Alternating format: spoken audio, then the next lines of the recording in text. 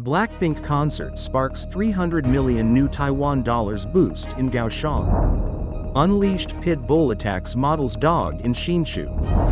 NVIDIA explores new Taipei sites amid land dispute. Chinese military jet fires flares at Australian aircraft. Trump says Gaza ceasefire still in place after Israeli strikes. China's economic growth slows to 4.8%. The next cancer-fighting mRNA vaccine may already be here. Chinese Nobel Laureate and Physicist dies at 103.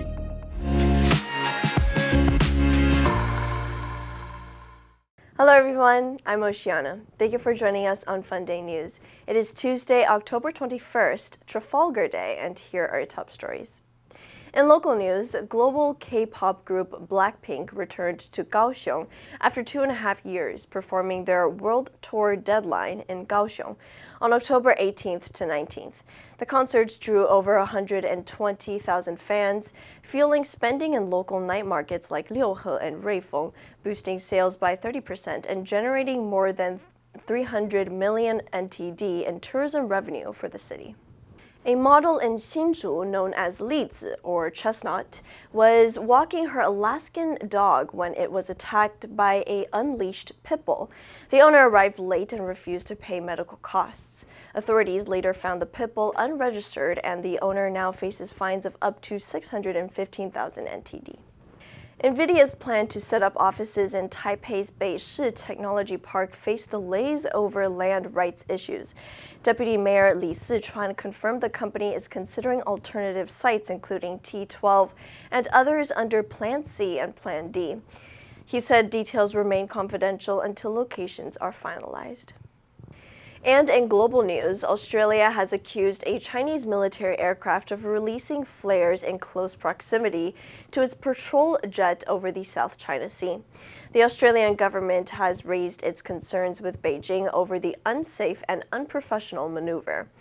There was no damage to Australia's P-8A aircraft, and its personnel were unharmed after Sunday's encounter.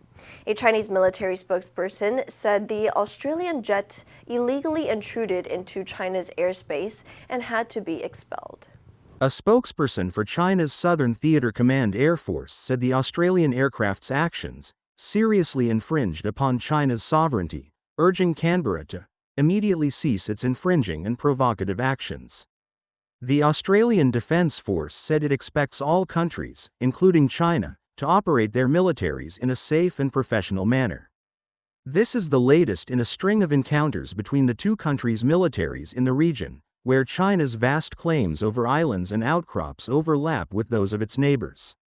Sunday's incident also occurred as Australian Prime Minister Anthony Albanese was heading to the US for a meeting with President Donald Trump. President Donald Trump insisted that the ceasefire in Gaza was still in place after Israel launched strikes in the enclave and traded accusations with Hamas, with each side claiming the other had violated the fragile truce he helped broker. Trump told reporters aboard Air Force One late Sunday, "We want to make sure that it's going to be very peaceful with Hamas," after Israel carried out a wave of strikes in response to what it said were a series of Hamas attacks on Israeli forces in the southern Gaza city of Rafah.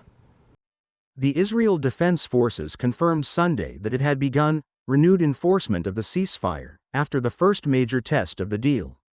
Trump said Washington believed that Hamas's leadership may not have been involved in the alleged violation of the truce, after Israel accused the militant group of killing 2 soldiers beyond the yellow line, referring to the boundary within Gaza to which Israeli troops have withdrawn under the first phase of the truce. As fears grew in the region that the 10-day-old ceasefire agreement could collapse, Trump's special envoy, Steve Witkoff, and Jared Kushner, the president's son-in-law, landed in Israel, where they met with Israeli Prime Minister Benjamin Netanyahu.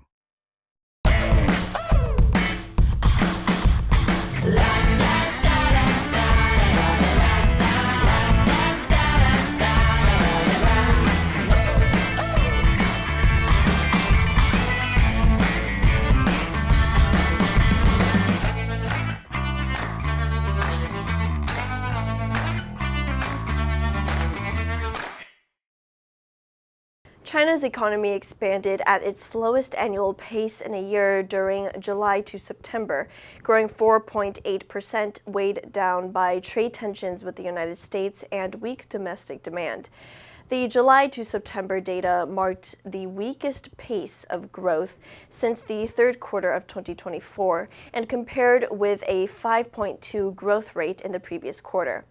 China's exports to the United States fell 27% in September from a year earlier, even though growth in its global exports reached a 6-month high, climbing 8.3%. From January to September, the world's second-largest economy grew at an annual pace of 5.2%.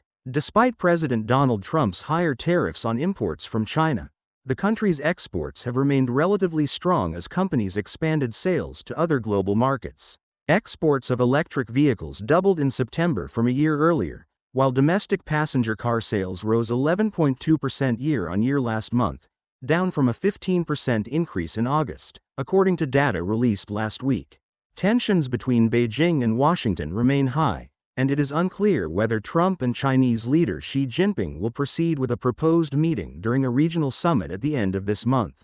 COVID vaccines may come with a tantalizing benefit that has nothing to do with the virus they're designed to protect against, boosting the immune system to better fight tumors during cancer treatment. The research is still in the early stages. It has yet to be tested in a phase 3 clinical trial, but experts say it shows promise. Researchers found that among cancer patients receiving immunotherapy, those who got an mRNA COVID vaccine within 100 days before starting their treatment lived longer. Only about 20% of cancer patients who receive immunotherapy respond to the treatment. Finding a way to boost the effectiveness of immunotherapy drugs has been a goal researchers have been pursuing for years, with little success. Typically, the immune-stimulating tactics employed in the past have either done too little to activate the immune system or too much, triggering an overactive response that can damage the body. That research will soon be underway.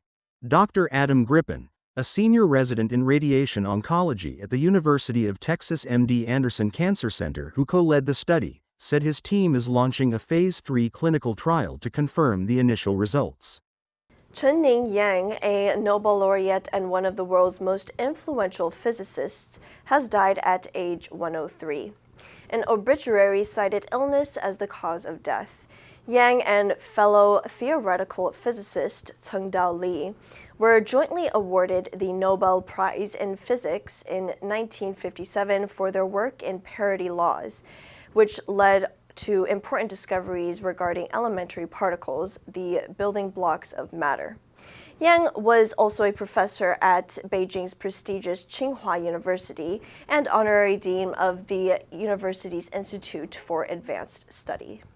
Born in 1922 in China's eastern Anhui province, he was the oldest of 5 children and was raised on the campus of Tsinghua University, where his father was a professor of mathematics. As a teenager, Yang told his parents, "One day, I want to win the Nobel Prize." He achieved that dream at the age of 35, when his work with Tseng-Dao Lee on the law of parity earned them the honor in 1957. The Nobel Committee praised their penetrating investigation, which has led to important discoveries regarding elementary particles. Yang received his science degree in 1942 from the National Southwest Associated University in Kunming and later completed a master's degree at Tsinghua University. The answer for yesterday was B, evacuate. Residents were asked to evacuate the area due to the approaching hurricane. Did you answer correctly? Now let's delve into today's news. Chinese military jet fires flares at Australian aircraft. Number 1, proximity. 接近, 临近. The proximity of the school to the park makes it convenient for students. Number 2, maneuver. 策略, 手段. The pilot performed a difficult maneuver to land the plane safely.